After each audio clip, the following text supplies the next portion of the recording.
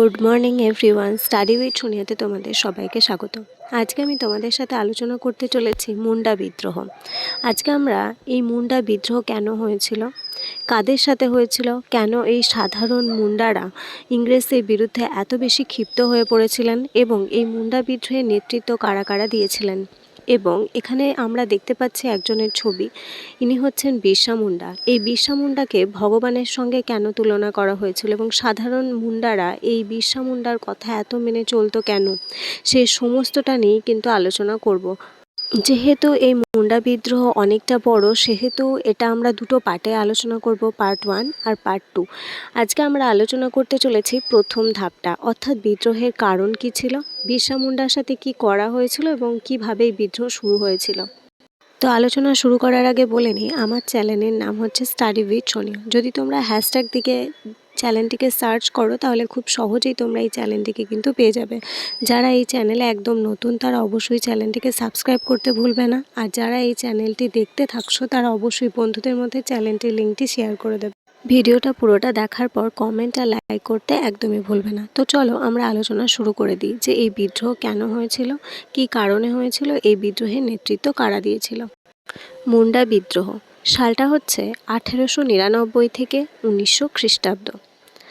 ভারতে প্রাচীনতম আদিবাসী মুন্ডারা সাঁওতাল, কোল, ভূমিজ, হো, এগুলো কিন্তু বিভিন্ন আদিবাসী উপজাতির নাম, ঠিক আছে, প্রভৃতি বিভিন্ন সম্প্রদায়ে বিভক্ত ছিল তারা ছোটনাগপুর ও তার নিকটবর্তী কাছাকাছি অঞ্চলে তারা কি করত, বসবাস করত। তাদের এই ভিড় জায়গায় আসার কোনো ইচ্ছাও ছিল না, বিশাল কিছু অর্থ উপার্জনের ইচ্ছা ছিল না, তারা নর্মাল সাধারণ একটা জীবনযাপন করত।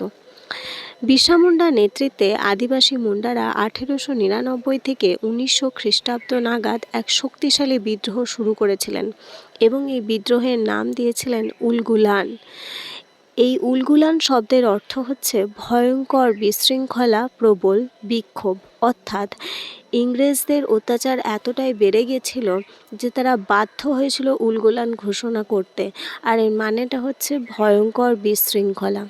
এটা তো গেল ভূমিকা। এবার আমরা আলোচনা করব এই বিদ্রোহের কারণগুলো কী কী ছিল।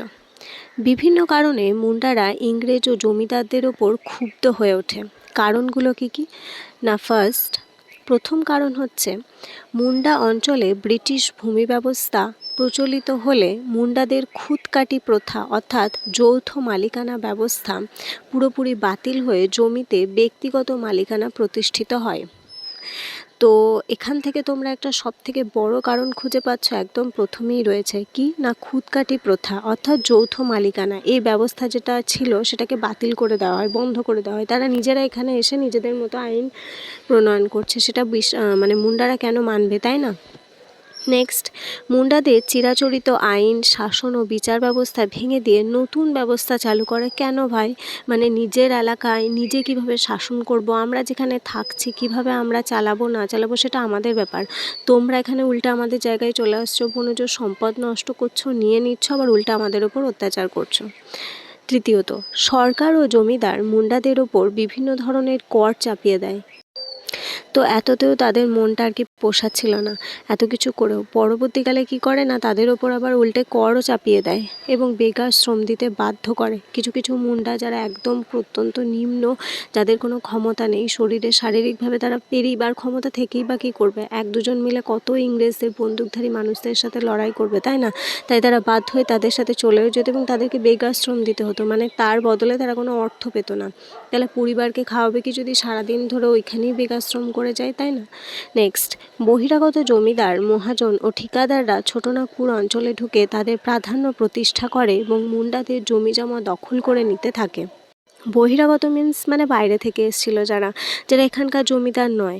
মনে করো একটা এলাকা, সেই এলাকায় একটা জঙ্গল রয়েছে, সেই জঙ্গলের কিছু কিছু পাহাড়ি জায়গায় সেখানে আদিবাসী মানুষ বসবাস করছে এবং সেই জায়গাটার একটা জমিদারের আন্ডারে রয়েছে। তারা কোনোদিন সেখানে খাজনার কথা বলেও নি, হয়তো যায়ও নি, তো তার এলাকার মধ্যে পড়ছে, সে আছে। উপরন্তু বাইরে থেকে কিছু জমিদার আসে এবং সেই জায়গাটাকে দখল করে নেওয়ার চেষ্টা করে, ভাবে তাদের সম্পত্তি, এবং দখল করার পর শুধু এটা না, তাদের সম্পত্তি নষ্ট করে দেয়, তাদের ওপর অকথ্য অত্যাচার চালায় এবং তাদেরকে বেকার শ্রম দিতে বাধ্য করা হয়। নেক্সট, ইউরোপীয়রা মুন্ডা শ্রমিকদের নানা প্রলোভন দেখিয়ে নামমাত্র মজুরির বিনিময়ে আসামের চা বাগানের কাজে পাঠাতো এবং সেখানে তাদের উপর অত্যাচার চালাতো। মানে কাজে পাঠানো হতো এই বলে যে তোমাকে হয়তো সেখানে বেশি পেমেন্ট দেওয়া হবে, তুমি সেখানে খুব ভালোভাবে থাকবে এবং তোমার পরিবারকেও দেখতে পারবে। এখানে বনে ঘুরে ঘুরে তুমি কী বা উপার্জন করো। তো সেই লোভে সাধারণ মানুষগুলো তারা পড়াশোনা জানতো না, বেশি বাইরে ঘুরতো না, তারা জঙ্গলেই থাকতো। তারা সেটা ভেবে বাইরে যেত এবং বাইরে যখন যেত তাদেরকে চা বাগানে অসম্ভব খাটানো হতো।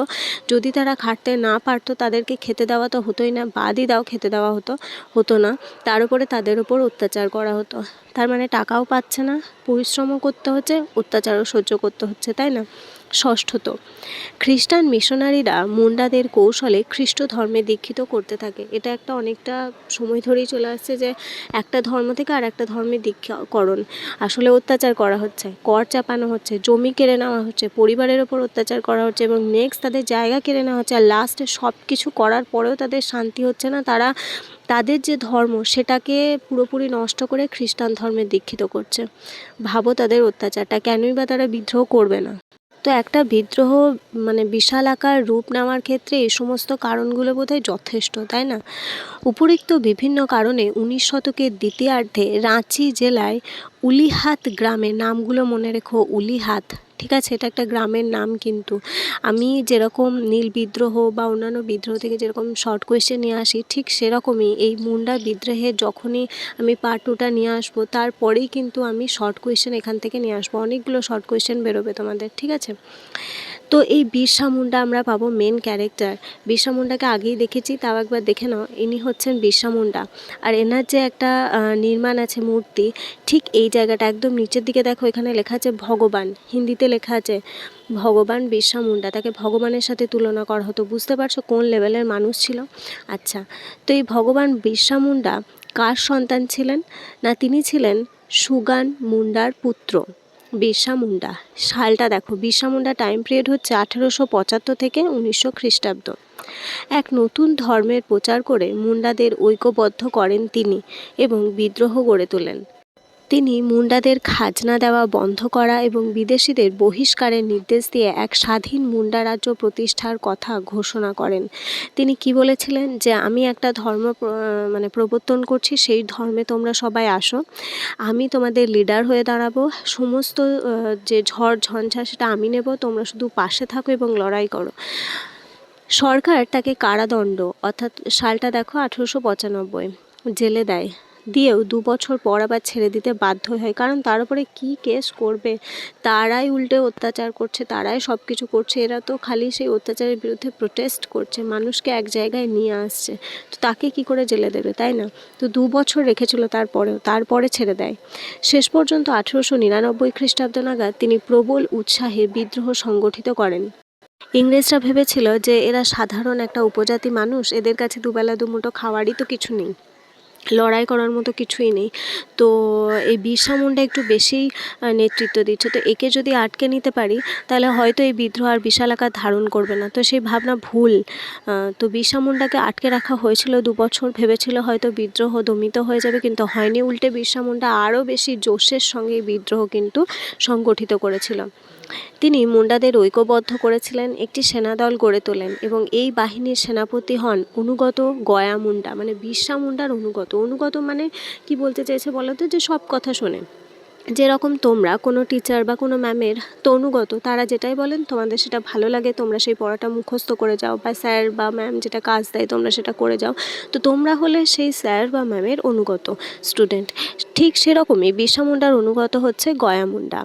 খুঁটি, রাঁচি, চক্রধরপুর, বুন্দো, তামার, তোরপা, কারা, বাসিয়া প্রভৃতি স্থানে তার গোপন ঘাঁটি। এই জায়গাগুলো হচ্ছে খুবই ইম্পর্ট্যান্ট। এগুলো কিন্তু আমাদের সচরাচর মনে থাকবে না, তার জন্য এগুলো আমাদেরকে 2 থেকে 3 বার কিন্তু পড়তে হবে। খুব ভালো করে 2 থেকে 3 বার না পড়লে কিন্তু আমরা মনে রাখতে পারবো না যে এগুলো কী বলতে চেয়েছে। কতবার পড়বো? মিনিমাম 2 থেকে 3 বার। তো এগুলো এই কারণে ইম্পর্ট্যান্ট, কারণ এই জায়গাগুলো আমরা সচরাচর পড়ে থাকি না। মুর্শিদাবাদ, বীরভূম এগুলো পড়ে থাকি, কিন্তু এই জায়গাগুলো কেন ইম্পর্ট্যান্ট? মুন্ডা বিদ্রোহের জন্য। খুঁটি, রাঁচি, চক্রধরপুর, বুন্দো, তামার, তোরপা, কারা প্রভৃতি এই জায়গাগুলো থেকে তোমাদের শর্ট কোয়েশ্চেন এরকম দিয়ে দেবে যে কোন কোন জায়গায় বিরসা মুন্ডা তার গোপন ঘাঁটি গড়ে তুলেছিল। তো এর মধ্যে কোনো একটা জায়গার নাম দিয়ে দিল। যদি তোমাদের মাইন্ডে না থাকে এই কটা জায়গার নাম, তাহলে কিন্তু অ্যান্সার দিতে পারবে না। তার জন্য এটা খুব ভালো করে মুখস্থ করতে হবে, আর আমি শর্ট প্রশ্ন তোমাদের জন্য নিয়ে আসবো।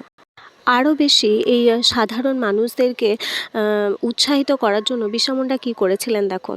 বিরসা মুন্ডা নিজেকে অলৌকিক শক্তিধর বলে ঘোষণা করলেন।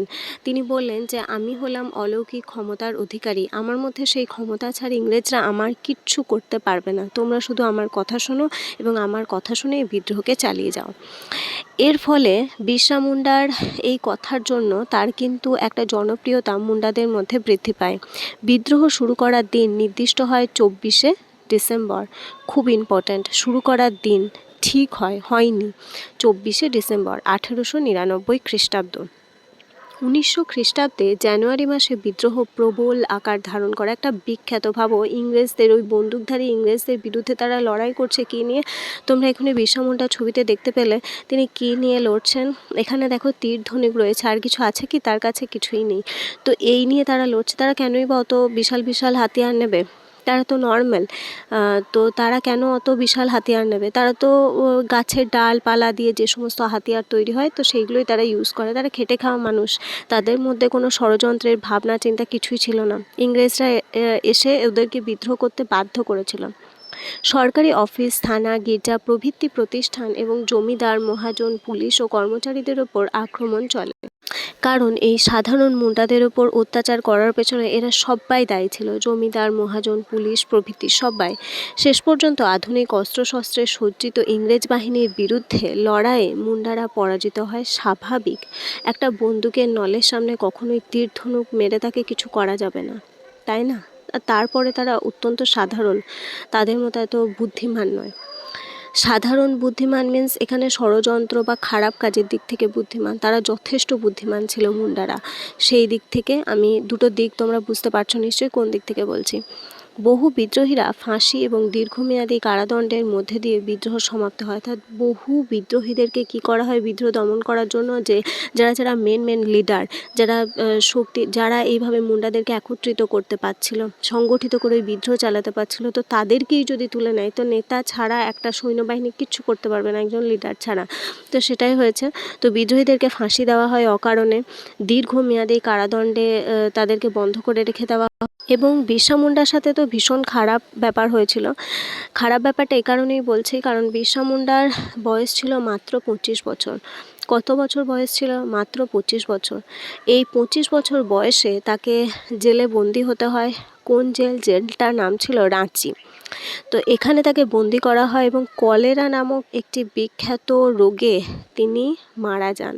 কি খারাপ অবস্থা হয়েছিল তার সাথে, ভাবো। কোনো রকম চিকিৎসা ছাড়া কষ্ট পেয়ে বমি করে, মানে শারীরিক অবস্থা প্রচণ্ড ক্ষীণ হয়ে গিয়েছিল, শুধুমাত্র কেন না নিজের অধিকারের জন্য লড়াই করা।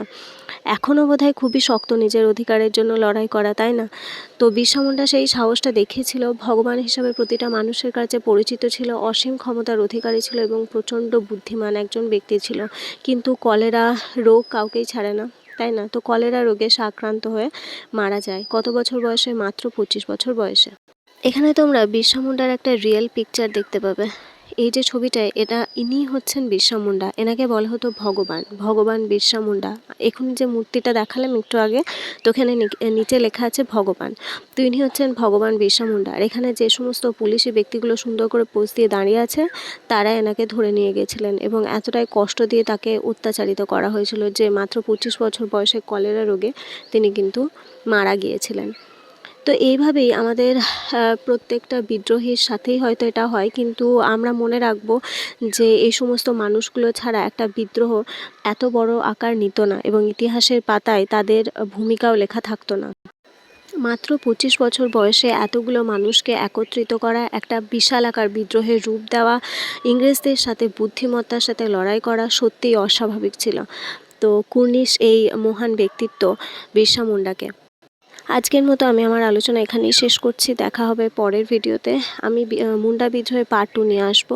তো অবশ্যই চ্যানেলটিকে লাইক, কমেন্ট আর শেয়ার করতে একদমই ভুলবে না। তো আজকের মতো আলোচনা এখানে শেষ করছি। সবাই ভালো থেকো, টাটা।